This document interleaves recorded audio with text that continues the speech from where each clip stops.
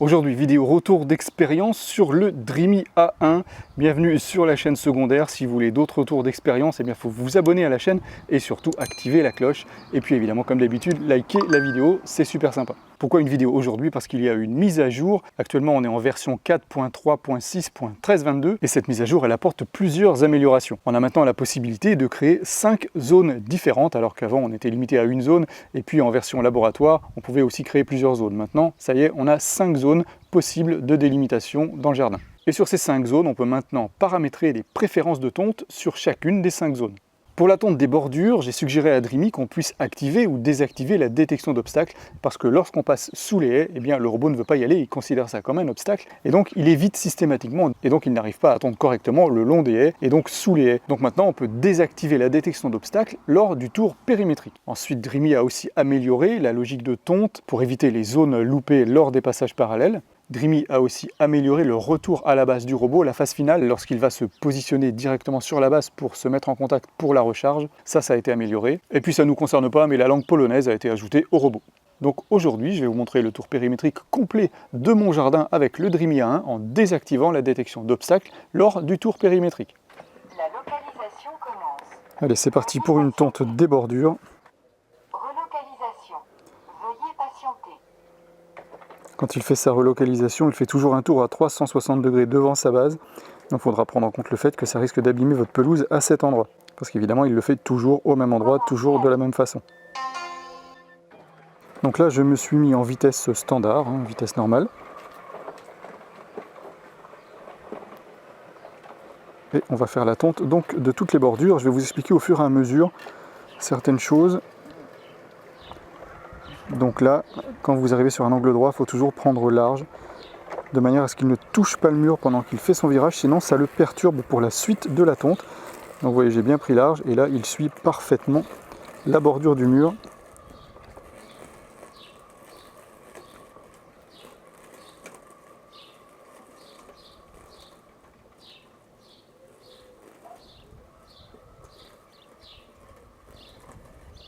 De la même façon au bout, vous voyez que je prends large pour virer devant le mur.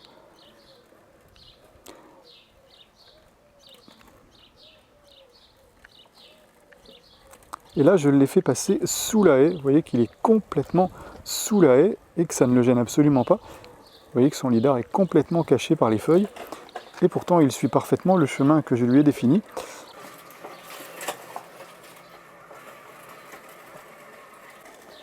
Et pour ça, j'ai désactivé. Dans le dernière mise à jour logicielle, on peut désactiver la détection des obstacles lors de la tonte des bordures. Et c'est pour ça qu'il arrive à tondre correctement mes bordures sans être gêné par tous les obstacles qu'il a au-dessus de lui. Là, vous voyez qu'il est carrément sous la haie. Et on verra tout à l'heure que ça a certains avantages, mais que ça a aussi des inconvénients. Je vous expliquerai ça en fin de vidéo. Donc là, sans souci, il passe sous la haie.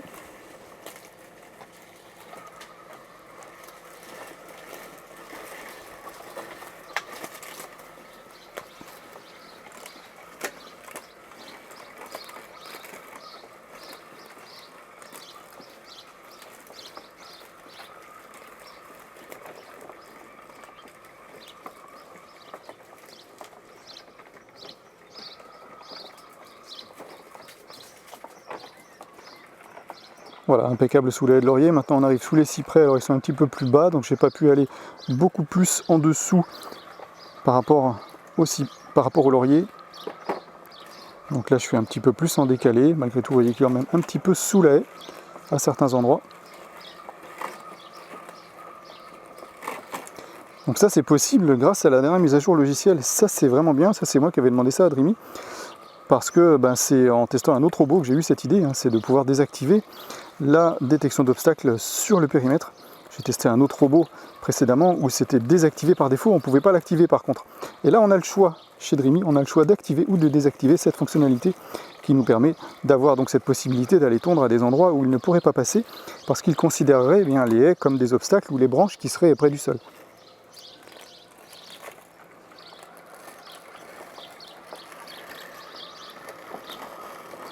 Ici sur la partie gauche, j'ai une tranchée, c'est pour ça que je le fais passer loin de la haie. Je le fais passer uniquement où il y a de l'herbe.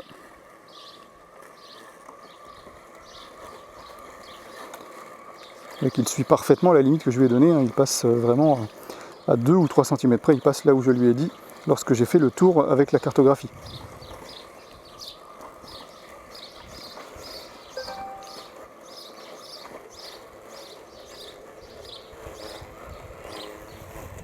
Donc là je l'ai fait passer un petit peu plus sous la haie parce que là elle est un petit peu plus haute.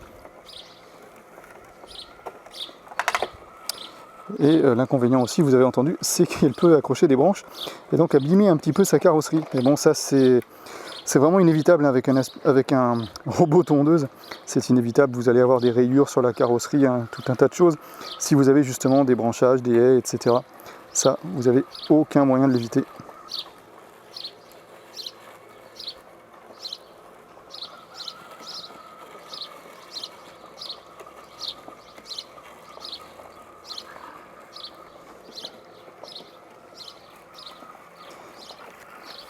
Donc voilà, parfait également sous cette haie.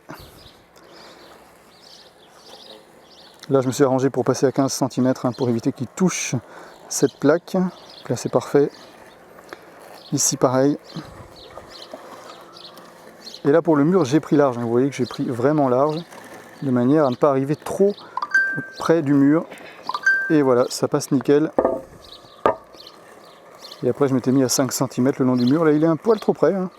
Normalement j'étais passé à 5 cm, mais bon, l'essentiel c'est qu'il passe correctement.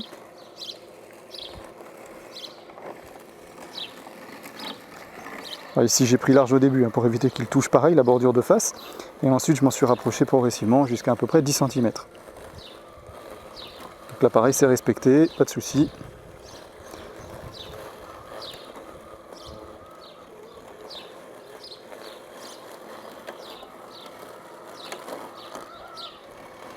Alors ici, comme j'ai une grande pente, hein, vers le coin du mur, ben, je l'ai fait passer un peu plus large pour éviter qu'il soit bloqué dans la pente, parce que la pente est vraiment trop importante ici. Donc là je le fais passer un petit peu plus large. Et je lui fais quand même descendre la pente. C'est une pente à 42% si je me souviens bien. Donc là je lui fais descendre cette pente. Le problème c'est que là, en descente, vos motrices à l'arrière c'est un peu compliqué, malgré tout il y arrive. Là pour la montée, on est à moins de 42%, je ne sais plus à combien exactement, je crois que c'est 38%. Et là il monte à cheval, vous voyez, sur les dalles et sur la pelouse. Ça me permet de tondre vraiment à ras de la pelouse, à ras des dalles. Et donc de ne pas être obligé de passer le coupe-bordure à cet endroit-là.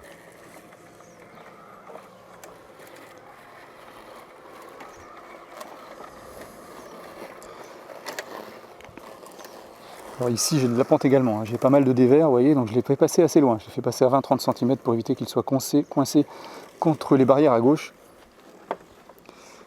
Et vous voyez que j'ai dû passer un petit peu trop près au niveau du tour périmétrique, ce qui l'a un petit peu dérangé. Mais voilà, il rattrape lui-même le coup.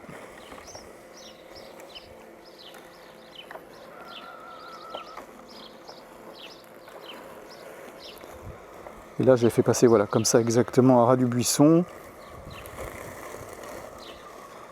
Là, je me suis arrangé pour qu'il ne soit pas trop près de la gouttière en plastique.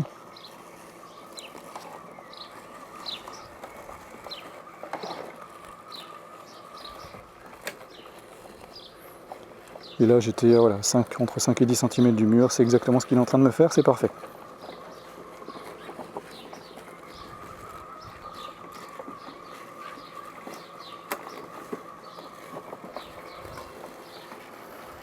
Alors ici la descente est compliquée pour lui parce qu'on a à la fois une descente, à la fois un dévers vers la droite.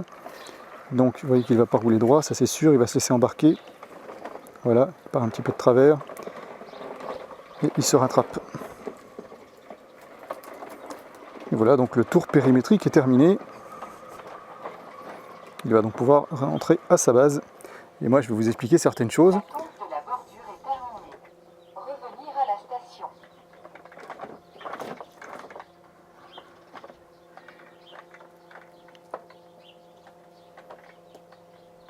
Alors le retour à la station a été amélioré aussi dans le dernier firmware.